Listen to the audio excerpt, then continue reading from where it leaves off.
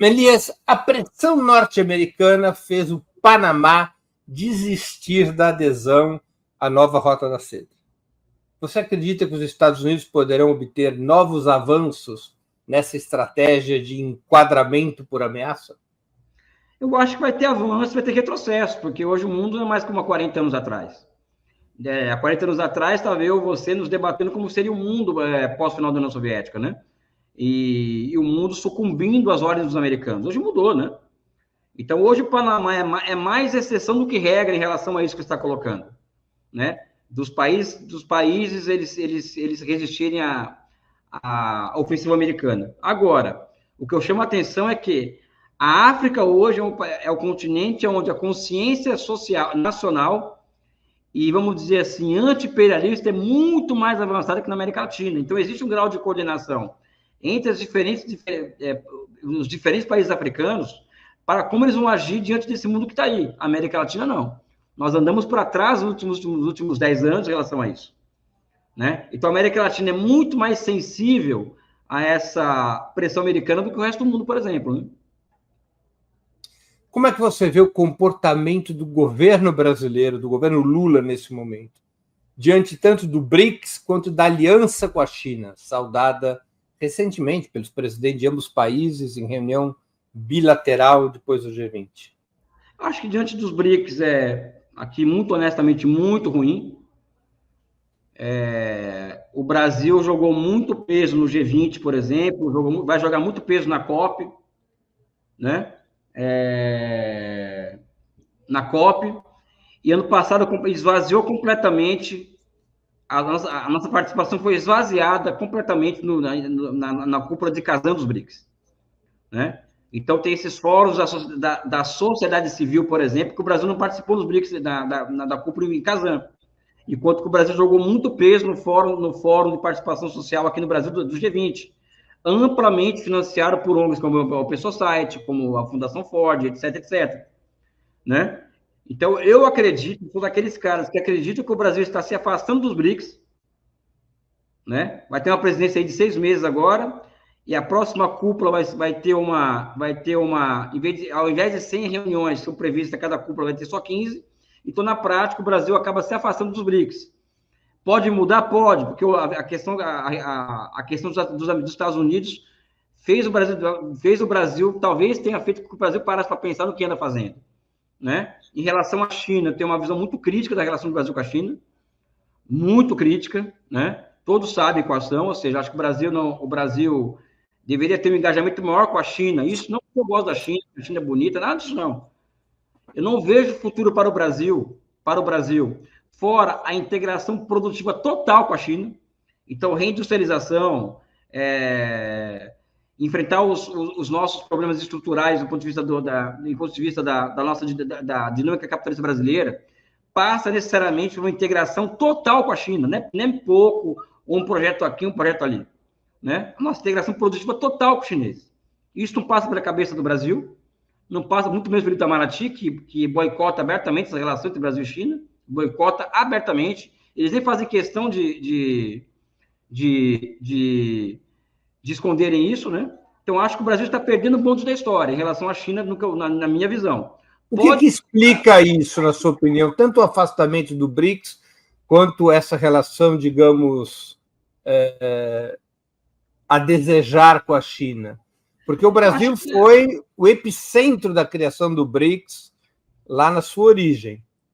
Não, incluindo no banco do BRICS. O que ainda bem que temos a Dilma ainda. Ainda bem que nós temos a presidenta Dilma do Banco dos BRICS, que não representa isso, viu? Ao contrário, ela sempre se coloca como uma visão muito próxima. Nós temos uma visão muito próxima em relação a China e BRICS, eu e a presidenta Dilma.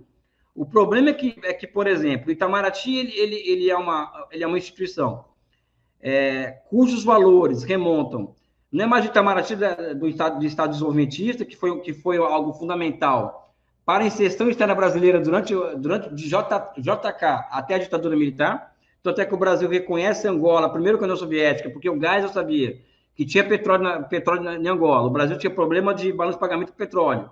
E o gás já pensava em exportar capital para Angola para reconstruir o país, porque nós já tínhamos uma engenharia mecânica pesada sendo construída, uma indústria pesada, indústria de construção, e ia trocar para petróleo. Então, o Brasil tinha uma visão. O Itamaraty representava essa visão durante até a década de 80, e o Itamaraty passa, na década de 90, a adotar uma visão de que, olha, a história acabou, nós temos que nos alinhar com o Atlântico Norte. Tanto é que existe uma leva de diplomatas brasileiros que vão estudar nos Estados Unidos. Uma leva, né? Que foi estudar nos Estados Unidos. É esse Itamaraty que, durante os governos Lula, por exemplo, e Dilma, foi enquadrado, porque tinha o Samuel Pinheiro Guimarães de um lado e tinha o Marco Aurélio Garcia de outro. Né? Como não tem mais esses dois, né? O Brasil, o governo Lula terceirizou a nossa política externa até o Itamaraty. O Itamaraty que é um Itamaraty que não está no século XXI, está no século XX ainda.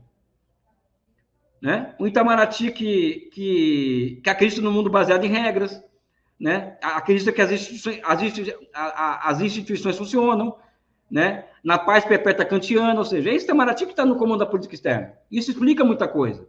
Além do mais, o próprio corpo burocrático estatal brasileiro ele é contra qualquer coisa que envolva desenvolvimento, progresso, sul global, etc, né? Sabe? Então, eu acredito que existe a influência que hoje, por exemplo, Breno, essas fundações, essa Open Society, Fundação Ford, exerce sobre o pensamento de esquerda no Brasil hoje. Hoje, a maior parte, eu digo, dos grandes influenciadores brasileiros, né, de esquerda, sejam acadêmicos ou não, recebem dinheiro de alguma dessas fundações. E essas pessoas não podem falar bem da China. Nós não... O Opera Mundi não está entre os maiores influenciadores. Eu ia falar isso, Breno. Mas a gente não recebe recurso. Calma, Breno, você me interrompeu, né? Enquanto você está pedindo Pix aqui, para te ajudar a manter esse canal em pé, tem aí gente pessoas que falam em nome da esquerda, que tem que ter uma outra esquerda, que a esquerda que não me representa, recebendo 1 milhão por ano da Open Society. Como que se resolve? Como que se enfrenta isso? E essas pessoas não podem falar mal do George Soros. Eu nunca vi um bilionário ser tão defendido hoje no Brasil. Ele esquerda como o George Soros. Aliás, eu vou contar uma história rapidinha. Tem um grupo que eu participo de economia, né? E que eu fui falar mal do George Soros, eu quase apanhei.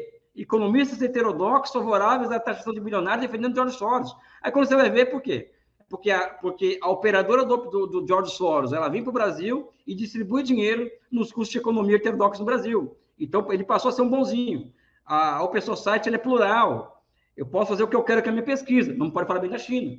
Então, a esquerda está perdendo sua capacidade de pensar com cabeça própria. E a partir do interesse nacional, por conta da ação dessas fundações. Isso não é pouca coisa, não.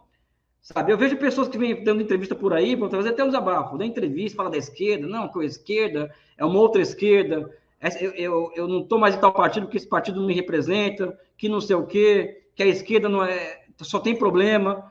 Cara, aí quando você vai ver, a pessoa recebe dinheiro da Fundação Ford, recebe dinheiro de fundações de partidos social-democratas europeus, recebe dinheiro do George Soros.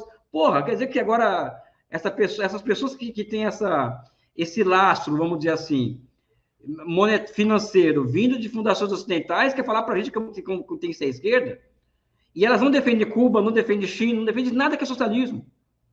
Então, aí circulando em rede social, dando entrevista, dando lição de moral nos outros, da crise da esquerda. Outra coisa que é interessante, essas pessoas que recebem dinheiro dessas fundações falam em crise de esquerda no Brasil. Sendo que elas são a própria crise da esquerda. Elas ajudam, elas aceleram a crise da esquerda ao abrir mão da independência intelectual em prol da sua sustentação imediata, e é isso, né? Existe subinvestimento na educação no Brasil, superior, que leva muito a isso, né? Enfim, desculpa o meu desabafo, né? Imagina. Mas isso tudo tem que estar no cálculo. Então, o Breno Altman, que está aqui para pedir dinheiro aqui, o Breno Altman, se ele quiser, ele vai receber o dinheirinho dele da Open Society, só que ele prefere não seguir esse caminho. Ele é um homem sério, um homem digno, um homem honrado, um homem honesto, entendeu? Que temos discordância aí a dar com pau, tanto eu quanto ele, mas eu reconheço o Breno Altman interlocutor sério, sabe? Uma figura muito rara, entendeu? No nosso campo. Justamente por conta disso, né? Sabe? Eu não vou botar nome na roda, quem quiser entra no site da Open Society, vai estar lá as instituições que recebem dinheiro da Open Society.